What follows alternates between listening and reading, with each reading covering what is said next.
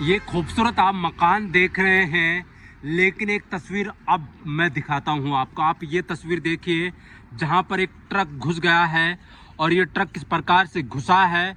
आज दीवार तोड़कर ये नाले में जा गिरा ये ट्रक है। क्या कमियां रही है, किस वजह से ये ट्रक यहाँ पहुँचा है, वो सब तमाम बातें मैं आपको बताऊंगा। लेकिन आप देखिए कितना बड़ा नुकसान इस ट्रक ने यहाँ पर किया है। एक कार खड़ी है, वो भी एक्सीडेंट हो चुकी है, और एक सामने गाड़ी है जो कार है, वहां पर भी ट्रक टकराया है। तो आप सोच सकते हैं इस ड्राइवर ने कितनी बड़ी गलती की है। और जो इसका 3 बजे के लगभग का रात का चालान कटा है, वो लगभग 3 केसेस में इसका चालान कटा है। एक तो ड्रिंक किया हुआ ड्राइवर था, बेल्ट नहीं लगाया हुआ था, और ओवरलोडिंग का भी इसका चालान कटा है।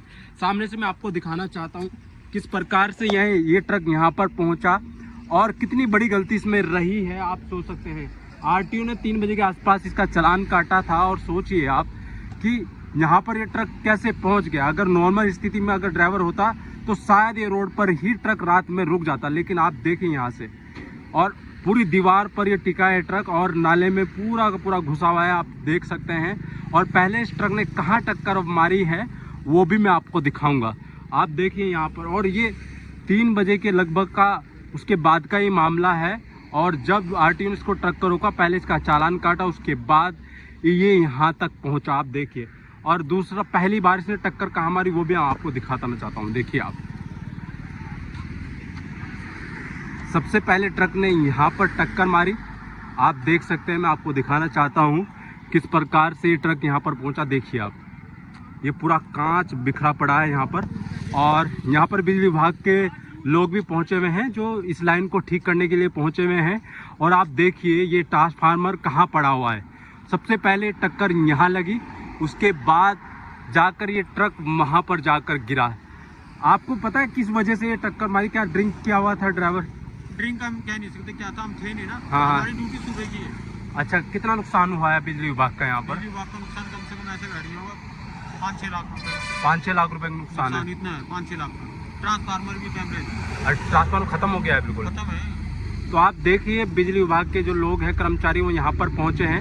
उनका कहना है कि ट्रांसफार्मर बिल्कुल पूरी तरह से ख़त्म हो चुका है, और ये लाइन रिपेयरिंग का काम चल रहा है। पूरा एक खंभा टेढ़ा हो चुका है, आप देख सकते हैं। और देखिए ट्रक जाके कहाँ पड़ा, और देखिए उसके बाद यहाँ से टकराने के बाद ये ट्रक वहाँ पहुँचा है। तो आप सोचिए ड्राइवर की कितनी बड़ी गलती रही है। और अगर कोई भी व्यक्ति अगर यहाँ होता तो शायद उसकी जान जा सकती थी।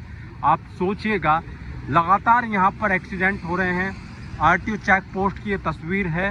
देहरादून जब आप आते हैं सहारनपुर रुड़की की ओर से, तो आरटीओ चेक पोस्ट पड़ता है, वहीं पर ही ये ट्रक गिरा है। लगातार यहाँ पर एक्सीडेंट इसी वजह से होता है कि अगर चेक पोस्ट पर आरटीओ या फिर सेल टैक्स के लोग जो होते हैं उनसे बचने की कोशिश होती है, या फिर कहीं ना कहीं अगर आरटीओ के लोग खड़े होते हैं तो उनसे भी बचने की कोशिश में ड्राइवर लोग अपनी गाड़ियां भगाते हैं। उनमें ओवरलोडिंग भी होती है, या फिर उनके अंदर माल होता है। इसकी वजह से बड़ा नुकसान उनको खुद को उठाना पड़ता है, और या फिर कहीं ना कहीं बड़ा एक्सीडेंट हो जाता है। तो आप देखिए पूरा मकान है जिसके पास में ट्रक पड़ा हुआ है, और ये रात 3 बजे के बाद की घटना है। इसका एक चालान काटा गया था, जो 3 बजे के आसपास आरटीओ ने चालान काटा। एक तो बेल्ट नहीं लगाया था ड्राइवर ने, ऊपर से ड्रिंक किया हुआ था, और माल ओवरलोडिंग था। उसके बाद यही चालान 3 बजे के आसपास का काटा हुआ है, और उसके बाद भी ये ट्रक चलाया गया, और उसके बाद यहाँ आकर ये ट्रक गिरा। ये आपका मकान है? हाँ जी। क्या क्या नुकसान हुआ है आप? ये बाउंड्री पूरा गाड़ी तोड़ दिया, बाउंड्री तोड़ दिया। अब ये सड़क किनारे घर है, खुला हुआ है। रात को मैं और मेरी बेटी है सिर्फ ना। अब क्या बताओ कैसे रहेंगे रात को? कोई घुस जाएगा यहाँ पर, चोर घुस जाएगा, है ना। गाड़ी में भी काफ़ी नुकसान होगा, कम से कम 50-60 हज़ार का नुकसान है गाड़ी का। तो अभी तक कोई लोग मिले हैं? अभी वो मालिक तो आया ही नहीं, वो तो आ ही नहीं रहा। मालिक को कितना बुलाया, आ ही नहीं रहा वो। तो किसी बातचीत हुई पुलिस से आपकी? हाँ, अभी चौकी में हमने कंप्लेंट कर रखा है, अभी वहीं जा रहे चौकी में ना जी। कब से गाड़ी लगातार यहीं खड़ी होती है? सर ये पहले से ही गाड़ी यहाँ खड़ी होती है 2 साल से, ठीक है ना। मैं पहले ड्राइविंग करता था, नौकरी करता था। मैंने अभी 4 दिन पहले गाड़ी ली है, ठीक है। किसी तरह ब्याज पे पैसे उठा के कहीं से उधार पानी करके अब ये गाड़ी खड़ी है। ये ट्रक रॉन्ग साइड आया, रॉन्ग साइड आके आप देख रहे हैं गाड़ी कहाँ खड़ी है, बिल्कुल घर के किनारे खड़ी है, ठीक है ना। रॉन्ग साइड आके इस ट्रक ने मेरी गाड़ी को पूरी क्षतिग्रस्त कर दी। उसके बाद इनका पूरा वो तोड़ दिया, बाउंड्री वाल तोड़ दी, पानी की टंकी, अगर ये नाला ना होता तो ये तो पूरा घर साफ कर देता। ओवरलोड गाड़ी है और पुलिस कोई संज्ञान नहीं ले रही इसमें बिल्कुल भी। हाँ, सुबह 4:30 बजे से हम लोग खड़े हुए हैं, पुलिस को फ़ोन कर रहे हैं, पुलिस भी नहीं आ रही। अब जाके हम वहीं कोतवाली गए थाने जाके आए, वो कह रहे हैं अभी गाड़ी मालिक आएगा। गाड़ी मालिक कब आएगा भाई? कोई बातचीत नहीं, गाड़ी मालिक फ़ोन नहीं उठा रहा है। ये लिखे में ट्रक पे नंबर हमने कॉल करी, वो फ़ोन नहीं उठा रहा है। मैं तो ये चाहता हूँ भाई मेरी गाड़ी और इनका ये जो माल का नुकसान हुआ ये हो जाए और गाड़ी सही करके दे दे।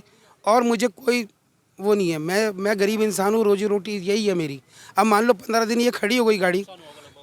सर मेरी गाड़ी में कम से कम ये तो खुलने के बाद और बाहर का नुकसान देखो 60-70 हज़ार। अगर इंजन खुल गया, क्योंकि 15 फीट गाड़ी खींच के गई बाहर, अगर इंजन इसका पहले इस जगह खड़ी थी ये, यहाँ से 10 फीट गाड़ी खींच के गई तो कितना प्रेशर पड़ा होगा। इंजन अगर अंदर चला गया होगा तो मैं क्या कर सकता हूँ इसमें, ठीक है ना। अब ये गाड़ी मालिक आ नहीं रहा, अब उसने किसी को भेजे था कि भाई कर देंगे ठीक कर, ऐसे नहीं होता ना, बातों से काम नहीं होता।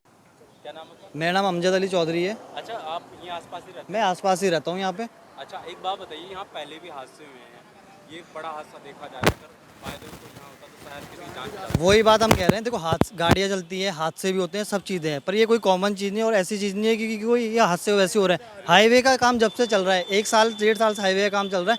आप पीछे का हिस्ट्री उठा के देख लीजिए, कम से कम काफ़ी बंदों की 8 से 10 बंदों की डेथ हो चुकी है और 100 से 200 हादसे हमारे नॉलेज में है जो हो चुके हैं। अभी भी देख लीजिए 4-5 दिन पहले बड़े हॉस्पिटल, हम कितने बंदों को हॉस्पिटल छोड़ के आए, कितनों को हमने जो हमसे बन सकता था हर संभव हमने सहायता करी है।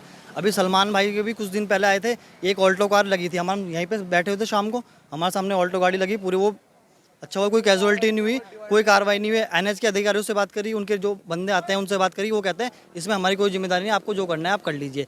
तो सरकार किस लिए है? सरकार को ये सब चीज़ें देखनी चाहिए ना, लोग लड़ेंगे थोड़ी किसी से, सरकार देखे इस मामले को। क्या कहते हैं, लगातार हादसे होते हैं यहाँ पर? क्या लगातार 1-2 महीने से लगातार हादसे हो रहे हैं। 2-3 बंदे को तो हमने खुद ही हॉस्पिटल पहुँचाया है। अब आने वाला है, सरकार का तो कुछ नहीं है। सरकार की जब तक जान नहीं जाएगी वो कार्रवाई नहीं करेगी कुछ। NH के अधिकारी भी, इनसे भी अपील है हमारी कि यहाँ पे जल्दी से जल्दी ये काम ख़त्म किया जाए। जितना भी काम है, ज़्यादा काम नहीं है, यहाँ से लेके देखो बैरियर से लेके ऊपर तक का ही काम है। बस ये काम ख़त्म हो जाए तो जब से एक्सीडेंट कम हो जाएगा यहाँ पे। एक्सीडेंट हो रहे हैं? ये तो जो है सरकार और सेंटर सरकार की जो योजना के तहत हमारा नेशनल हाईवे बन रहा है, इस पे जो है कॉन्ट्रैक्टर भी और ये भी सब लिप्त हैं और देर पे देर हो रही है। तो हाईवे की वजह से लगातार ये एक्सीडेंट? हाईवे की वजह से क्या, अब ये जब रोड ही कंप्लीट नहीं है, कोई रूल्स नहीं है, कोई कुछ नहीं है, कोई बंद नहीं है, तो हादसे तो होने ही है भाई। तो आप ये तस्वीर देखते रहिएगा, आप देख रहे हैं समाचार उत्तराखंड। नमस्कार।